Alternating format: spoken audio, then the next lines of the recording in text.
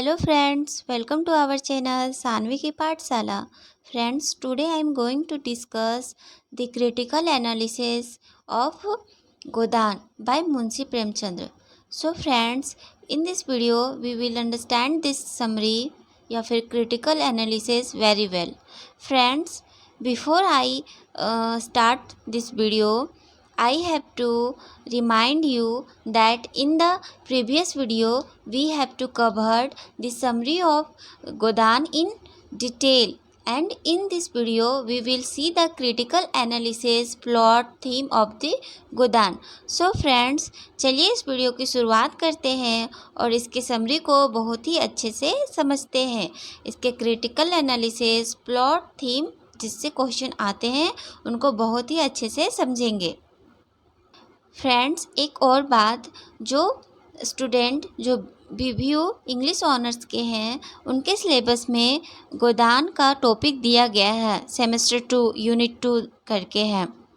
और फ्रेंड्स, अगर आप कोई भी थियोरेटिकल एग्ज़ाम देने जा रहे हैं और उसमें गोदान का टॉपिक दिया हुआ है तो यह वीडियो आपके लिए बहुत ही बेनिफिशियल होगा. तो फ्रेंड्स, चलिए यह वीडियो की शुरुआत करते हैं. फ्रेंड्स, यहाँ पे लिखा हुआ है इसका questions, write a summary plot critical analysis theme of Godan. तो फ्रेंड्स, अगर आपके एग्ज़ाम में क्वेश्चंस बन के आए कि write a summary of Godan या फिर write a plot of the Godan या फिर write a critical notes of the Godan या फिर इसका थीम के बारे में लिखने बोले तो यह जो नोट्स है आपके लिए बहुत ही बेनिफिशियल है. और यह नोट्स अगर आप लिख दिए तो आपको बहुत ही अच्छे स्कोर मिल जाएंगे. तो फ्रेंड्स, देखते हैं वन बाय वन कि इसमें क्या लिखा हुआ है. तो फ्रेंड्स, लिखा हुआ है, Dhanpat Rai Srivastava better known for his pen name Premchandra. यानी कि फ्रेंड्स, जो मुंशी प्रेमचंद्र है उनका ओरिजिनल नेम धनपत राय श्रीवास्तव था और इनका जन्म 1880 में हुआ और इनका डेथ 1936 में हो गया. आगे है, was an Indian writer famous for his modern Hindustani literature. और फ्रेंड्स, जो प्रेमचंद्र हैं वो इंडियन राइटर के लिए फेमस है और मॉडर्न हिंदुस्तानी लिटरेचर के लिए भी फेमस है. आगे है, he is one of the most celebrated writer of the Indian subcontinent and is regarded as one of the foremost Hindi writers include गोदान, कर्मभूमि, गबन एट्सेट्रा. यानी कि फ्रेंड्स, जो मुंशी प्रेमचंद्र है वो बहुत ही सेलिब्रेटेड राइटर इंडियन सब कॉन्टिनेंट में माने जाते हैं और इन्होंने बहुत सारे वर्क लिखा जिसमें से गोदान, कर्मभूमि, गबन एट्सेट्रा है. आगे है फ्रेंड्स, आगे है, Godan by Munshi Premchandra was very famous novel which is published in 1936. और फ्रेंड्स, जो गोदान है उसे 1936 में हिंदी लैंग्वेज में पब्लिश कराया गया. आगे है, Godan generally consider Premchandra masterpiece is a story of peasant India. यानी कि फ्रेंड्स, जो गोदान है वह one of the best work है प्रेमचंद्र का और इसमें एक भारतीय किसान के स्टोरी को बतलाया गया है. आगे है, it highlights the struggle between the peasant and the money lender backed by various forces. यानी कि फ्रेंड्स, इस नॉवेल में एक भारतीय किसान और मनी लेंडर के बीच में जो स्ट्रगल होता है उनके बारे में बहुत ही अच्छे से बताया गया है. आगे है, it depicts an agriculture community with its hard work and simple pleasures, it exploitations and misery, its frustrations and hopes. यानी कि फ्रेंड्स, जो इस नॉवेल में एक कृषि का जो हार्ड वर्क होता है उसके साथ जो एक्सप्लॉयटेशन होता है और वह जब होप दिखाता है उसके बारे में बहुत ही अच्छे से जिक्र किया गया है। आगे है friends, in this novel there are many characters such as Hori is the protagonist of this novel and he is the peasant. यानी कि फ्रेंड्स, जो यह नॉवेल है गोदान, उसमें बहुत सारे कैरेक्टर हैं। जैसे होरी, होरी जो है इस नॉवेल का प्रोटागोनिस्ट होता है और यह एक किसान होता है। आगे है धनिया, धनिया दोस्तों होरी का वाइफ होती है। गोबर, गोबर दोस्तों होरी और धनिया का बेटा होता है। झुनिया गोबर की वाइफ होती है। रूपा एंड सोना होरी और धनिया का बेटी होती है। भोला है वो होरी का दोस्त होता है। राय साहेब होरी जिस गांव में रहता है उस गांव का जमींदार होता है और यह बाय नेचर बहुत ही अच्छा इंसान होता है। आगे है मिस मालती, जो एक डॉक्टर होती है जो विदेश में पढ़ाई करती है। और आगे है हीरा, दोस्तों हीरा है वो होरी का भाई होता है और वह हीरा है सो होरी से बहुत ही जेलस फील करता है इस नॉवेल में। आगे है दोस्तों, आगे हम लोग देखते हैं। आगे है The story begins with Hori wanting to have a cow as other millions of poor peasants। यानी कि फ्रेंड्स, इस नॉवेल के स्टार्ट होता है जब होरी एक गाय खरीदने के लिए इच्छुक है, लेकिन वह पुअर किसान है जिसके कारण वह गाय नहीं खरीद पा रहा है। आगे है ही परचेज्ड ऑन डेप्थ of 80 rupees a cow from भोला ए कावहर्ड।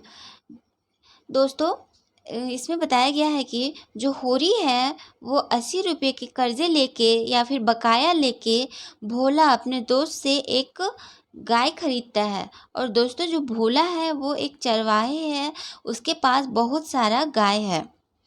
आगे है friends, Hori tries to cheat his brother for 10 rupees. This is turn led to a fight between his wife and his brother, young brother Hira's wife। यानी कि friends इसमें बताया गया है दोस्तों, इस नॉवेल में क्या होता है कि जो होरी का भाई है हीरा, वह सोचता है कि जो होरी है वह अपनी फादर का सारा प्रॉपर्टी अपने पास रख लिया है और अपने भाई से शेयर नहीं किया है। और जो यह गाय लाया है वो भी अपने पिता की ही प्रॉपर्टी से लाया है, जिसके कारण हीरा है सो होरी से बहुत ही जेलस फील करता है। और कभी कभी इन दोनों के बीच में फाइट भी हो जाता है और इन लोग दोनों की जो वाइफ है उनके बीच में भी फाइट हो जाता है। आगे है friends, jealous of Hori his younger brother Hira poisoned the cow and run away because of fear of police action. और इसी कारण दोस्तों जेलस के कारण जो हीरा है वो होरी के गाय को जहर दे देता है, जिसके कारण गाय मर जाती है। और जब गाय मर जाती है उसके डर से कि पुलिस आके मुझे पकड़ लेगी, उसके डर से जो हीरा होता है उस गांव को छोड़ के भाग जाता है कहीं और। आगे है friends Jhunia, Jhunia the daughter of Bhola was a widow and in love with Gobar after she got pregnant by him. दोस्तों जो झुनिया है वो भोला की बेटी होती है जो एक विडो होती है। और जब गोबर भोला के घर बार बार जाता है तो वह धनिया से फ्लर्ट करने लगता है, जिसके कारण दोनों के बीच रिलेशनशिप हो जाते हैं।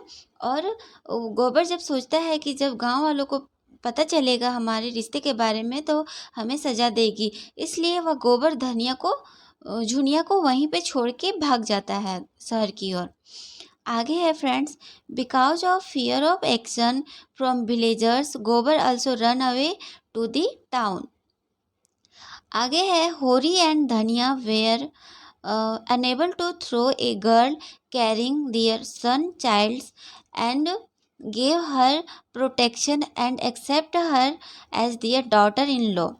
और दोस्तों जो होरी और धनिया है वो इतने अच्छे नेचर के इंसान होते हैं कि वह झुनिया को एक्सेप्ट कर लेते हैं अपनी डॉटर इन लॉ के रूप में, और वह अपने घर से उसे बाहर नहीं निकालते। आगे है friends, the village panchayat fine होरी as his wife tackles the personal attack of Pandit on them for sheltering Jhuniya. यानी कि फ्रेंड्स, जब होरी और धनिया उस लड़की झुनिया को अपना एक्सेप्ट कर लेते हैं अपनी बहू के रूप में, तो गांव की जो पंचायत होती है उन्हें बहुत ही बड़ा सज़ा सुनाई देती है, सुनाता है कि आपको होरी को फाइन भरना पड़ेगा। आगे है फ्रेंड्स, होरी is compelled to take a loan and pay penalty. Now Hori is hugged debt from local money lenders and eventually married for his daughter रूपा। जिसके कारण दोस्तों जब पंचायत उन्हें होरी को सुनाता है कि आपको फाइन देना पड़ेगा, तो वह होरी कर्जा लेता है मनी लेंडर से, और जिसके कारण उसके माथे पे कर्ज का बोझ बढ़ जाता है, और दूसरी ओर उसकी बेटी रूपा का भी शादी करना पड़ता है, जिसके कारण उस पर और भी ज़्यादा प्रेशर हो जाता है होरी के ऊपर। आगे है friends, in this novel the theme is problem due to caste segregations. यानी कि फ्रेंड्स, इस नॉवेल में जो थीम है वो कास्ट सर्गेशंस का है। यानी कि फ्रेंड्स, आगे आपको समझ में आएगा, people of different vocation and their respective caste represent the village. यानी कि कास्ट पे बेस्ड पे भी उस गांव में भेदभाव होता था। In this novel, Datadin, the Brahmin priest, represents the uppermost class. He exploits the lower caste villager with his various religion and sections. यानी कि फ्रेंड्स, इस गांव में कास्ट को लेकर भी भेदभाव होता था, और उस गांव में एक पंडित रहता था जिसका नाम दाता दिन था।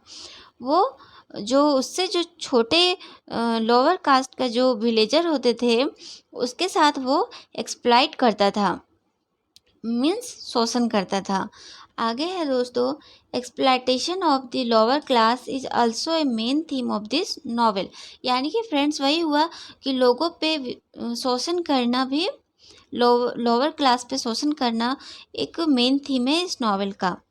आगे है, Premchandra has drawn a realistic picture of the poor peasant exploited by the villager, जमींदार and the greedy money lenders। यानी कि फ्रेंड्स, इस नॉवेल में प्रेमचंद्र ने ड्रॉन किया है एक पिक्चर को, जिसमें जो मनी लेंडर है, विलेज जमींदार जो होते हैं, वो किस तरह से किसानों को एक्सप्लॉइट कर रहे हैं, वो भी इस नॉवेल में प्रेमचंद्र ने दिखाया है। आगे है दोस्तों, द जमींदार collect the revenue and imposed fine. और जो जमींदार होते थे वो किसानों पे जो डेप्थ होता था, मतलब कर्जा होता था, उस पर फाइन लगा के और ज़्यादा उनसे कलेक्ट करते थे। आगे है, हेयर द वीमेन कैरेक्टर धनिया। यानी कि दोस्तों, एक्सप्लॉइटेशन ऑफ वीमेन, यानी कि इस नॉवेल में वीमेन का एक्सप्लॉइटेशन भी हो रहा है, इसके बारे में भी प्रेमचंद्र ने डिपिक्ट किया है। इस नॉवेल में जो धनिया झुनिया है या फिर रूपा है, उस पर किस तरह से शोषण किया जा रहा है मेन के द्वारा, उसे भी इस नॉवेल में दिखाया है। आगे है, problem due to industrialisations is also theme. यानी कि फ्रेंड्स, इस नॉवेल में प्रेमचंद्र ने कैसे इंडस्ट्री बन रही है, जिसके कारण जो लेबर होते हैं उस पर इफ़ेक्ट पड़ रहा है, उसका एक्सप्लॉइटेशन हो रहा है, उसके बारे में भी प्रेमचंद्र ने इस नॉवेल के बारे में बताया है। सो फ्रेंड्स, आगे है, in this novel, Hori is shown as a typical poor peasant who is the victim of circumstances and possesses all the deficiencies of common men. Despite all this, he stands for his honesty, duties and judgment when time requires। यानी कि दोस्तों इस novel में जो होरी है उसे एक बहुत ही गरीब किसान की तरह दिखाया गया है और वह समय के साथ ऑनेस्टी, ईमानदारी, जजमेंटल के रूप में भी इस नॉवेल में चित्रण किया गया है जो मुंशी प्रेमचंद्र के द्वारा किया गया है। आगे है ही sworn partially satisfied and partially unsatisfied towards the end of the story। यानी कि जो होरी है उसे संतुष्ट और असंतुष्ट भी दिखाया गया है लास्ट में इस स्टोरी में। यानी कि दोस्तों जब स्टोरी का जो एंड होता है उसमें जब होरी मर रहा होता है तो वह अनसेटिस्फाइड होता है क्योंकि वह चाहता है कि उसकी अंतिम इच्छा होती है कि वह किसी तरह से एक गाय खरीद नहीं पाया, जिसके कारण वह अनसेटिस्फाइड होके मर जाता है एंड ऑफ द स्टोरी। इसलिए होरी को सेटिस्फाइड और अनसेटिस्फाइड के रूप में भी इस नॉवेल में दिखाया गया है। आगे है friends, in this way Hori says truth to his beloved ones making the ending bitter sweet. यानी कि जब होरी गाय को खरीद नहीं पाता जिसके कारण इस नॉवेल का जो एंडिंग होती है वो बहुत ही कड़वाहट के रूप में होती है। एंड अबव एंड दोस्तों लिखा हुआ है and above all summary, plot, critical analysis, theme of this novel by Premchand. और ऊपर जितने भी सारे पॉइंट्स लिखे हुए हैं वो क्रिटिकल एनालिसिस या फिर प्लॉट बोल लीजिए या फिर समरी बोल लीजिए या फिर थीम बोल लीजिए, वो इस नॉवेल का है। सो फ्रेंड्स, आई होप आपको यह क्रिटिकल एनालिसिस आपको समझ में आई होगी।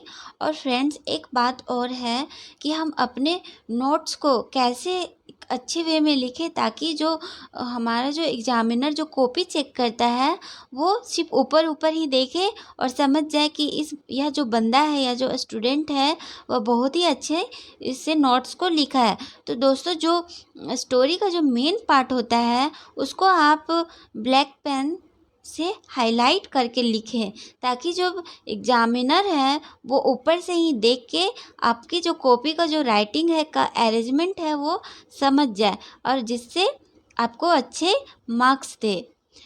फ्रेंड्स मैंने यहाँ पे जैसे जो मुंशी प्रेमचंद्र है उनका जो बुक है एक्स्ट्रा गोदान, कर्मभूमि, गबन, तो मैंने ब्लैक पेन से लिखा। आप इसे ब्लू पेन के सहारे से भी लिख सकते हैं और नीचे ब्लैक पेन से हाईलाइट भी कर सकते हैं। और आगे भी दोस्तों मैंने जो मेन जो कैरेक्टर है उनको भी हाईलाइट करके लिखा है। और आगे भी जो इस नॉवेल का जो थीम है उसमें भी मैंने हाईलाइट करके लिखा है जिससे एग्जामिनर ऊपर से ही देख के पता कर ले कि यह जो स्टूडेंट है वह बहुत ही अच्छे वे में इस नॉवेल का समरी को या फिर प्लॉट का जो भी क्वेश्चन हो उसके बारे में लिखा है। दोस्तों गोदान पे मैंने एक वीडियो बनाया है इससे पहले जो बहुत ही अच्छी और डिटेल में इसका समरी को मैंने डिस्कस किया है। तो दोस्तों अगर आप वह वीडियो को देखना चाहते हैं तो मैं उस वीडियो का लिंक इस डिस्क्रिप्शन बॉक्स के अंदर डाल दूँगी, तो आप वहाँ पे देख लेना। और दोस्तों यह जो क्रिटिकल नोट्स है वह बहुत ही बेनिफिशियल है थियोरेटिकल एग्ज़ाम के लिए। तो दोस्तों आई होप यह वीडियो का जो कॉन्सेप्ट है जो क्रिटिकल एनालिसिस है वह आपको समझ में आया होगा। अगर कोई भी क्वेरी हो तो कमेंट सेक्शन में ज़रूर लिखें। तब तक के लिए नेक्स्ट वीडियो में हम लोग मिलते हैं, तब तक के लिए bye, thank you, take care.